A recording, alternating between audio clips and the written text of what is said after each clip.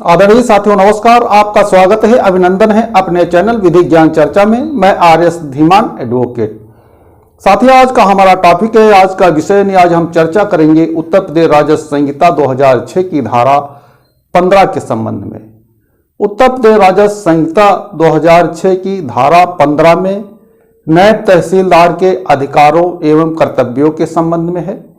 उत्तर प्रदेश राजस्व संहिता 2006 की धारा 15 यूपी लैंड रेवेन्यू एक्ट 1901 की धारा 17 पर आधारित है। इस धारा के अनुसार राज्य सरकार प्रत्येक जिले में उतने व्यक्तियों को जितना वह उचित समझे नायब तहसीलदार नियुक्त कर सकती है। ऐसे नायब तहसीलदार इस संहिता द्वारा प्रदत्त शक्तियों के साथ साथ उन कर्तव्यों का भी निर्वहन कर सकता है जो उससे तत्सम प्रदत्त किसी अन्य विधि द्वारा प्रदाय किए गए हैं। नायब तहसीलदार उत्तर प्रदेश राजस्व संहिता 2006 की धारा 4 की उपधारा 16 तथा 4 की उपधारा 17 के अधीन एक राजस्व न्यायालय भी है और एक राजस्व अधिकारी भी है। नायब तहसीलदार के अधिकार एवं कर्तव्यों के संबंध में हम व्हाइट बोर्ड पे विधिवत तरीके से समझते हैं। उत्तर प्रदेश राजस्व संहिता 2006 की धारा 15 भूमि विधि नायब तहसीलदार के अधिकार एवं कर्तव्य।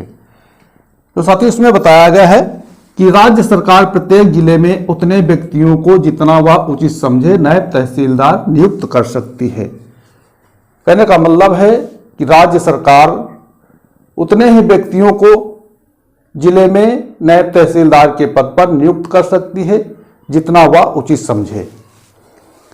और जो इस संहिता या तत्सम प्रदत्त किसी अन्य विधि, यानी कि जो ये संहिता है उत्तर प्रदेश राजस्व संहिता या तत्सम में इसके अनुरूप प्रदत्त यानी लागू किसी अन्य विधि के द्वारा या अधीन उनको प्रदत्त शक्तियों का उपयोग और उन पर आरोपित कर्तव्यों का निर्वहन करेंगे। नायब तहसीलदार इस संहिता की धारा 4 की उपधारा 16, 4 की उपधारा 17 के अधीन एक राजस्व न्यायालय भी है और एक राजस्व अधिकारी भी है। यानी जो उत्तर प्रदेश राजस्व संहिता 2006 की धारा 4 की उपधारा 16, 4 की उपधारा 17 के अंतर्गत नायब तहसीलदार एक न्यायालय भी है और एक राजस्व अधिकारी भी है। उसके बाद साथियों हम देखते हैं उत्तर प्रदेश राजस्व संहिता 2006 के अधीन नायब तहसीलदार अधिकार एवं कर्तव्य निम्नलिखित हैं। अब जो पहला कर्तव्य है या अधिकार है उसको हम समझते हैं।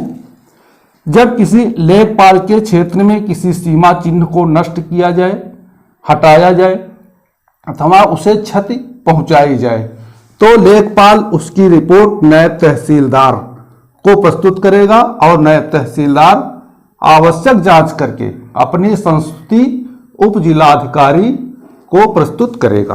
कहने का मतलब है यदि किसी लेखपाल के क्षेत्र में, लेखपाल के हलके में किसी सीमा चिन्ह को नष्ट किया जाता है, उसे हटाया जाता है, उसे क्षतिग्रस्त किया जाता है तो इसकी सूचना लेखपाल नायब तहसीलदार को देगा। नायब तहसीलदार उसकी जांच करके उसकी संस्तुति उप जिलाधिकारी यानी एसडीएम, कहीं कहीं एसडीओ भी कहा जाता है, को सूचना प्रेषित करेगा। उसके बाद देखते हैं नंबर 2 है संहिता की धारा 49 के अंतर्गत नायब तहसीलदार अधिकार अभिलेख में लेखन संबंधी भूलों त्रुटियों को शुद्ध करेगा तथा आपत्ति होने पर आवश्यक जांच करके समझौता के आधार पर विवाद का निपटारा करेगा। जो अधिकार कर्तव्य 2 है उसमें बताया गया है कि राजस्व संहिता की धारा 49 के अंतर्गत अभिलेख में यानी कि अधिकार अभिलेख खतौनी में या खसरे में किसी प्रकार की यदि त्रुटि है तो उसको वो सही करेगा और आपत्ति आने पर आपत्ति को सुनेगा और समझौता के आधार पर उसका निस्तारण करेगा। उसके बाद तीसरा कर्तव्य क्या है? संहिता की धारा 71 के अधीन कलेक्टर भूमि प्रबंधक समिति का कार्य भार किसी नायब तहसीलदार को सौंप सकते हैं।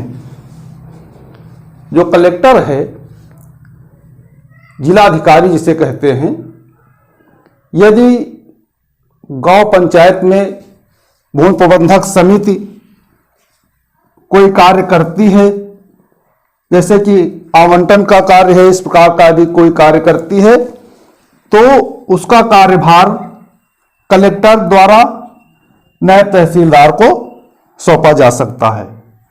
उसके बाद नंबर 4 है राजस्व संहिता के अध्याय 12 भू राजस्व संग्रह में विभिन्न अवसरों पर नायब तहसीलदार की सेवाओं का उपयोग किया जा सकता है।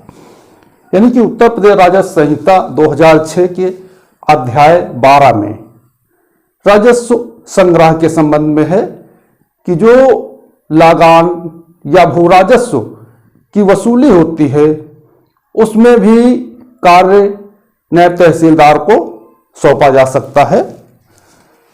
उसके बाद 5वां देखते हैं, संहिता की धारा 224 के अंतर्गत नायब तहसीलदार किसी काश्तकार या कब्जेदार से आवश्यक सूचना मांग सकता है। जो 5वां अधिकार है वो है उत्तर प्रदेश राजस्व संहिता 2006 की धारा 224 के अंतर्गत नायब तहसीलदार किसी कब्जेदार, किसी काश्तकार से कोई सूचना मांग सकता है। तो साथियों, आज हमने इस वीडियो के माध्यम से समझा नायब तहसीलदार के अधिकार एवं कर्तव्य क्या हैं। साथियों, हमें पूरा विश्वास है कि आप इस टॉपिक को पूर्णतः समझ गए होंगे। यदि कहीं पे कोई बात समझ में नहीं हो तो आप व्हाट्सएप के द्वारा, कमेंट के द्वारा या फोन के द्वारा जानकारी प्राप्त कर सकते हैं। तो साथियों, हमारे चैनल पे हमारे जो व्यूअर्स नए हैं, अभी तक हमारे चैनल को सब्सक्राइब नहीं किया है, कृपया चैनल को सब्सक्राइब कर ले, वीडियो को शेयर करें, लाइक करें और साथियों कमेंट भी किया करें। तो साथियों, आज के वीडियो में बस इतना ही। अगले वीडियो तक के लिए नमस्कार।